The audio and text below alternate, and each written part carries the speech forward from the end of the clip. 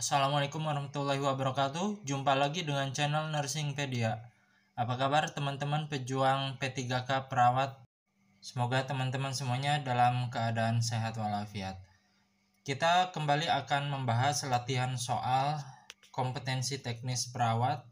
Ini berdasarkan FR hari pertama ujian seleksi P3K perawat. Tapi perlu teman-teman ingat bahwa soal-soal yang kita bahas pada kesempatan kali ini bukan merupakan soal yang sama persis keluar di ujian P3K hari pertama ini.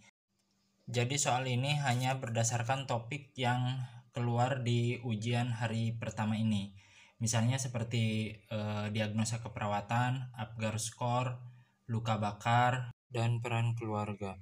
Bagi teman-teman yang baru saja gabung di channel ini, jangan lupa like, share, dan subscribe channel ini. Dan jangan lupa nyalakan tombol loncengnya untuk mendapatkan notifikasi video-video dari channel ini. Langsung kita ke soal pertama. Seorang pasien 35 tahun dirawat dengan keluhan mencret sejak 3 hari yang lalu. Frekuensi BAB 4-6 kali per hari dengan konsistensi feses cair. Nafsu makan menurun, badan terasa lemas dan wajah pucat, serta diet hanya habis kurang dari setengah porsi. Diagnosa keperawatan yang tepat adalah A. Diare, B. Risiko kekurangan volume cairan, C. Kekurangan volume cairan, D. Defisit nutrisi, E. Intoleransi aktivitas. Untuk soal pertama kita lihat dulu data fokusnya, yaitu pasien dirawat dengan keluhan mencret sejak 3 hari yang lalu. Frekuensi BAB 4-6 kali per hari dengan konsistensi feses cair, maka masalah keperawatan pada pasien tersebut adalah diare. Diare merupakan suatu kondisi di mana terjadi pengeluaran feses dengan frekuensi yang sering. Biasanya dengan frekuensi BAB lebih dari 3 kali sehari. Konsistensi feses lunak dan tidak berbentuk. Maka jawaban yang tepat untuk soal nomor 1 adalah A. Diare. Berikutnya soal nomor 2. Seorang bayi baru lahir sedang diperiksa oleh perawat. Bayi tidak berespon saat diberi stimulasi taktil. Tampak tubuh bayi kemerahan, tangan dan kaki kebiruan. Nadi bayi teraba lemah dengan frekuensi 102 kali per menit. Gerakan bayi tampak sedikit dan lemah, serta pernapasan bayi kuat dan teratur. Berapa skor Apgar pada bayi tersebut? A. 3, B. 4, C. 5, D. 6, atau E. 7. Kita bahas untuk soal nomor 2. Data fokusnya bayi tidak berespon saat diberikan stimulasi. Maka kita beri 0. Tampak warna tubuh bayi kemerahan namun ekstremitas biru. Kita berikan skor 1. Kemudian nadi 102 kali per menit. Kita berikan 2 karena normalnya pada bayi itu nadinya di atas 100 kali per menit. Kemudian upaya bernapas bayi kuat dan teratur. Kita beri skor 2. Dan gerakan bayi tampak lemah dan sedikit. Kita beri skor 1.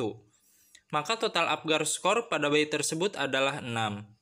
Jawaban yang tepat untuk soal nomor 2 adalah D. 6.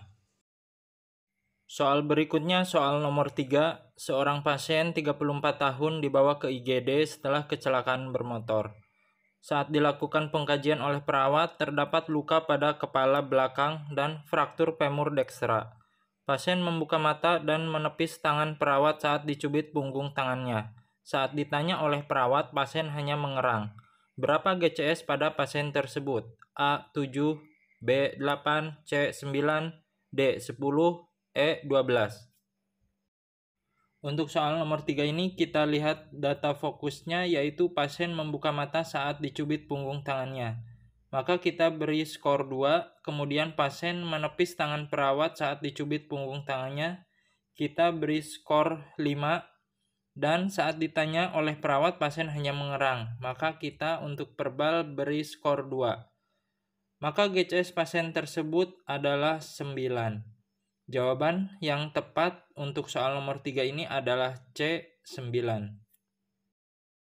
Soal berikutnya soal nomor 4. Ini berdasarkan FR hari pertama ujian, soal terkait luas luka bakar ini keluar dalam ujian P3K Perawat, teman-teman.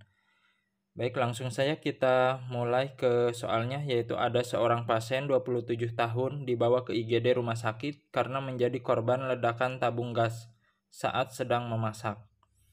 Tampak luka bakar di daerah ekstremitas bawah kanan dan kiri. Terdapat bula pada kedua tungkai dan terasa nyeri dengan skala nyeri 8. Berapa persen luas luka bakar yang dialami pasien tersebut? A. 18%, B. 36%, C. 27%, D. 37%, atau E. 23%. Langsung saja kita bahas untuk soal nomor 4. Kita lihat data fokusnya, pasien mengalami luka bakar di daerah ekstremitas bawah kanan dan kiri. Artinya ini ekstremitas bawah bagian depan dan belakang, baik itu sebelah kanan dan kiri. Maka derajat luka bakar pada pasien tersebut yaitu ekstremitas bawah kanan 18% ditambah dengan ekstremitas bawah kiri 18%, maka totalnya 36%. Jawaban yang tepat untuk soal nomor 4 ini adalah B, 36%. Kita lihat lagi untuk rule of 9-nya. Mulai dari kepala itu, mulai dari leher dan kepala ya. Kepala itu bagian depan wajah dan belakang. Itu totalnya 9%. Baik itu bagian depan dan belakang. Kemudian lengan itu mulai dari bahu sampai dengan jari-jari tangan. Bagian depan dan belakang itu total berarti 9%. Kemudian bagian dada 9%, bagian perut 9%, genitalia 1%, kemudian punggung atas 9%, punggung bawah atau pinggang itu 9%, kemudian ekstremitas bawah kanan dan kiri, kanan 18% karena itu ekstremitas bagian depan dan belakang. Bagian depan 9%, bagian belakang 9%, maka total 18% untuk ekstremitas. Jadi bagi teman-teman untuk bisa menjawab soal terkait luas luka bakar ini, mau tidak mau teman-teman harus menghafal dari rule of 9 ini. Soal berikutnya soal nomor 5. Seorang pasien 48 tahun dirawat dengan PPOK dengan keluhan sesak napas, respirasi rate 30 kali per menit, dan batuk berdahak.